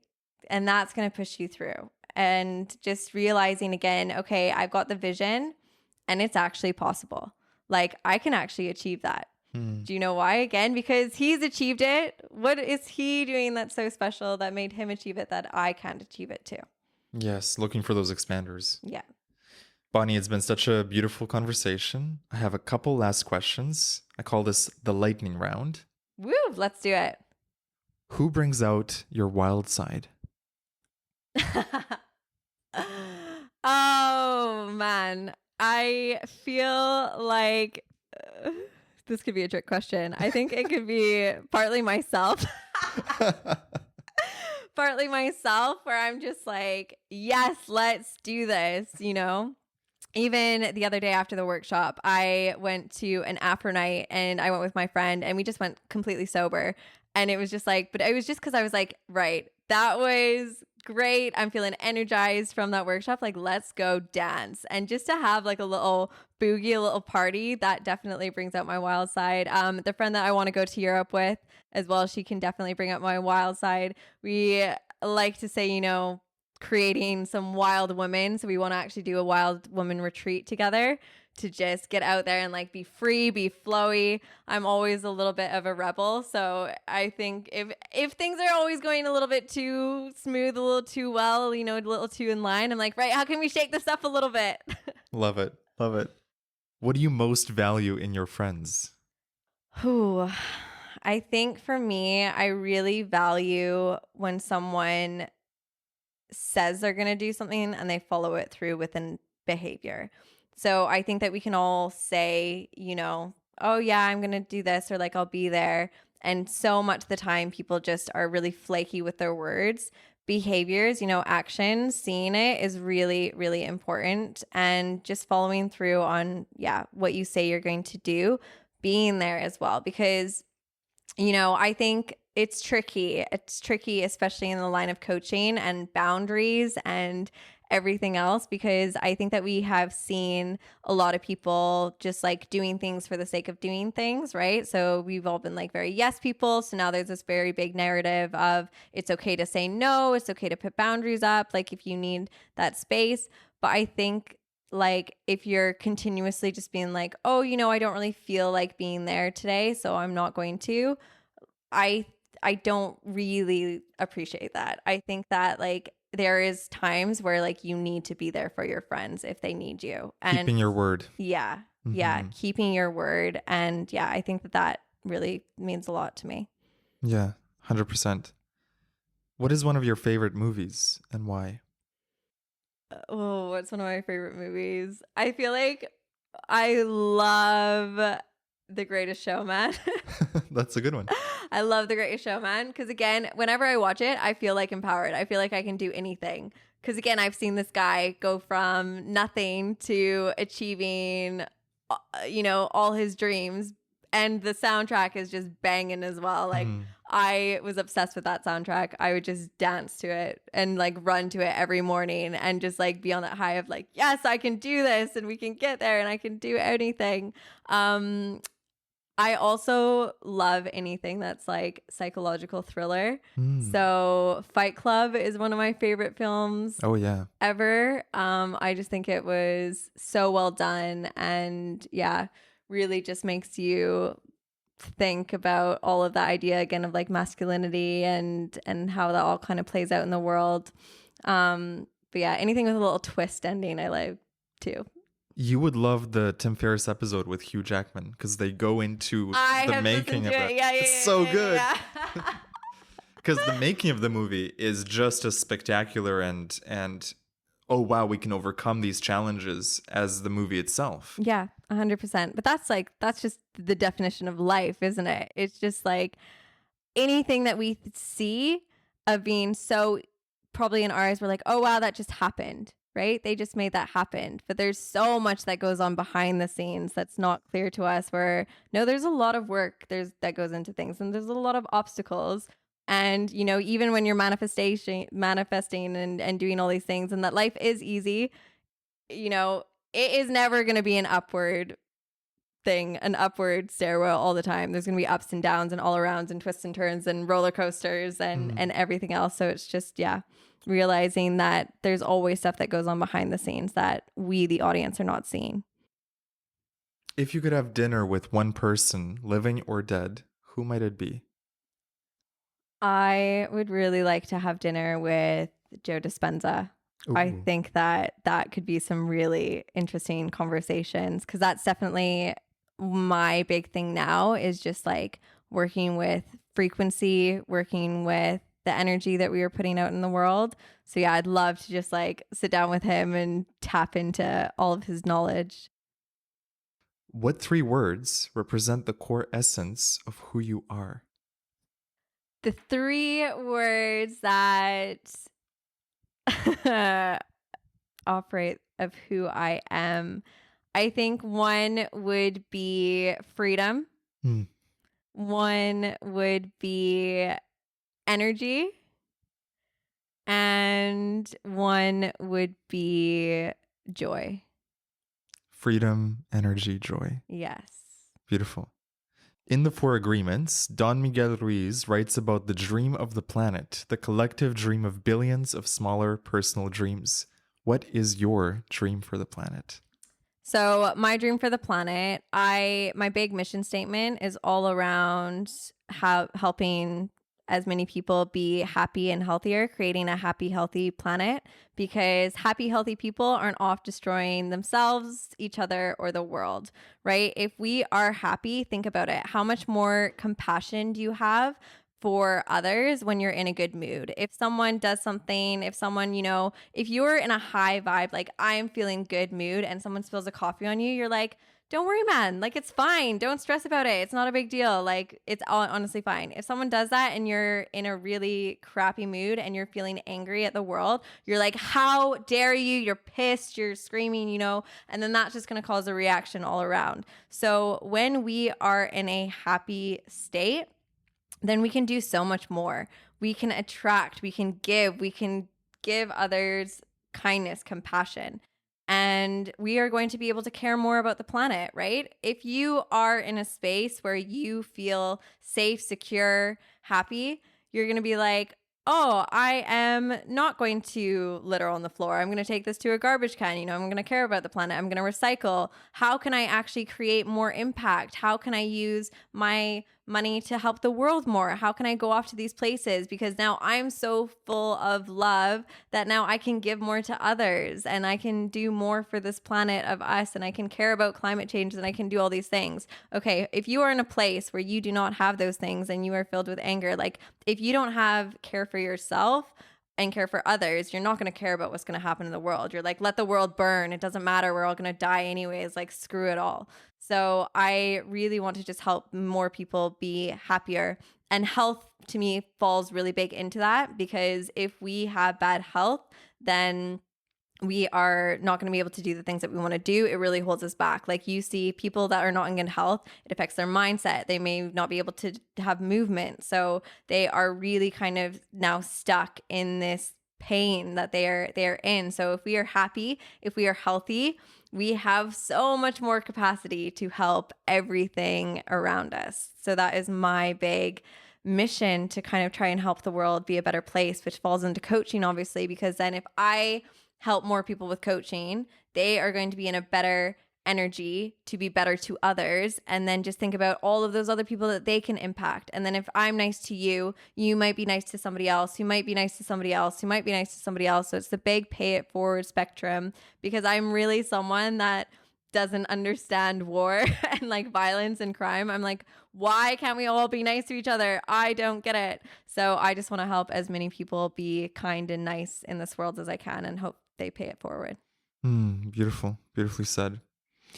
Bonnie, it's been such a beautiful conversation. Where can people find you if they want to vibe with you?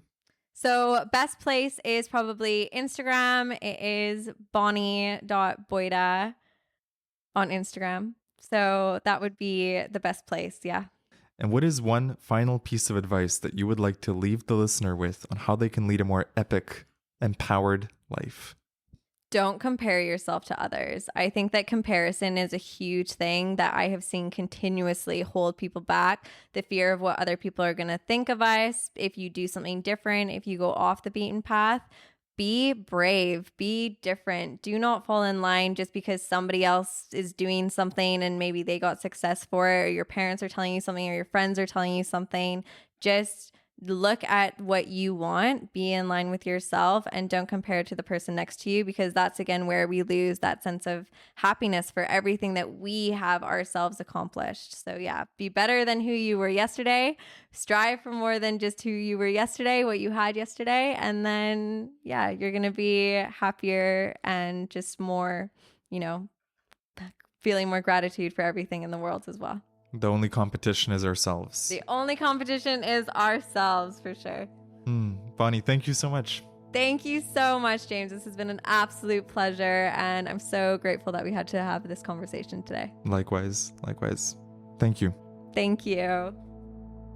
You've been listening to the James Xander Trip, episode 22 with Bonnie Boyda. If you enjoyed this podcast, please share it with a friend who you think might enjoy this episode. Make sure you subscribe to the YouTube channel at James Xander Trip, as well as Spotify and Apple Podcasts. And to stay in touch with me, head over to jamesxander.com and join the free newsletter. Thank you so much for listening, and I'll see you in the next episode.